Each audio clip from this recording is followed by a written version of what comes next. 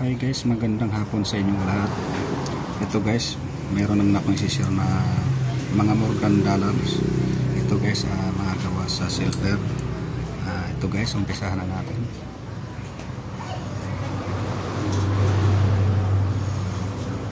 Ito guys, 1 piso, pera ng Pilipinas. Sa kabila niya naman, United States of America, 1909. Ito guys, gawa sa 80% silver. Mga ganitong klaseng coins guys, yun po ating binibili.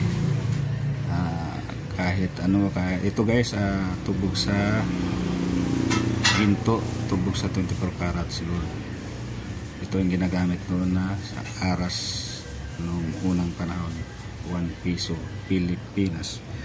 Okay, next tayo. Dito naman tayo sa Morgan dollar.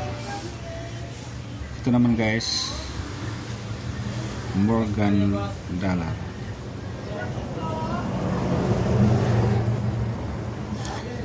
Ito guys, 1885. Ito guys, 26.8 gram.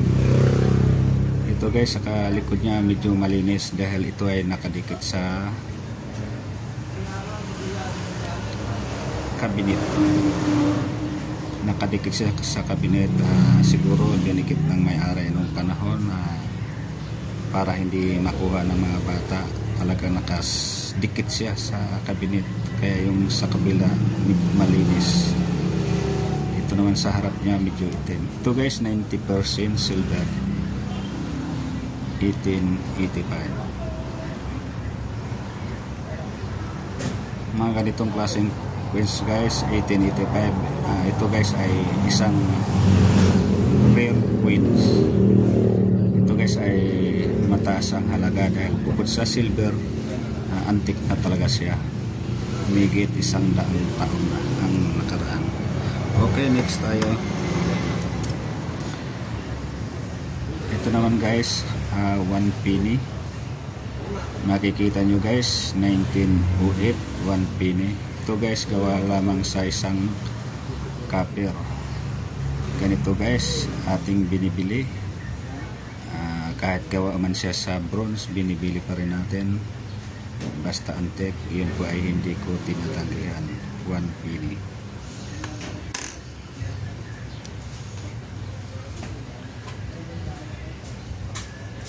At ito naman guys, 1879 Morgan silver dollar.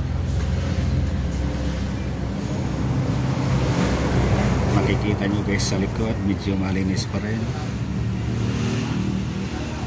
$1 United States of America. Ito guys, gawa sa 90% silver.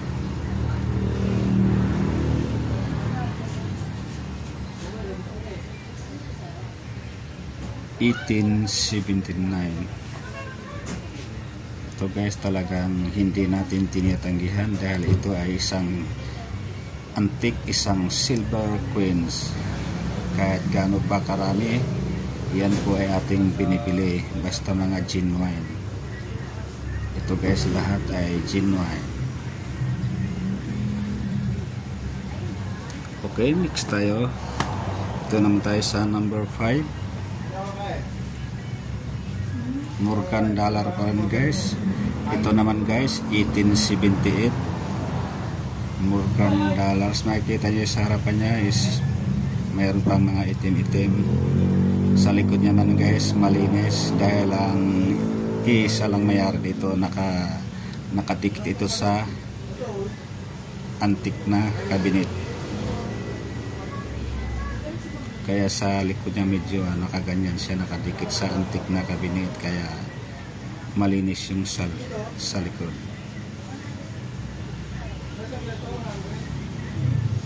$1 United States of America.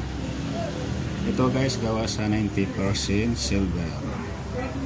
Ganitong klaseng coins guys, hindi natin tinatanggihan kahit gaano karami. siya pa rin ay ating binibili. Gawa ng ito ay isang gawa sa silver. Taon-taon tumataas to, hindi lang sa taon, buwan-buwan, araw-araw tumataas ang presyo ng silver. Okay, next tayo. Dito naman tayo sa number 6, $1. Ito naman guys, 1889. $1, 1889.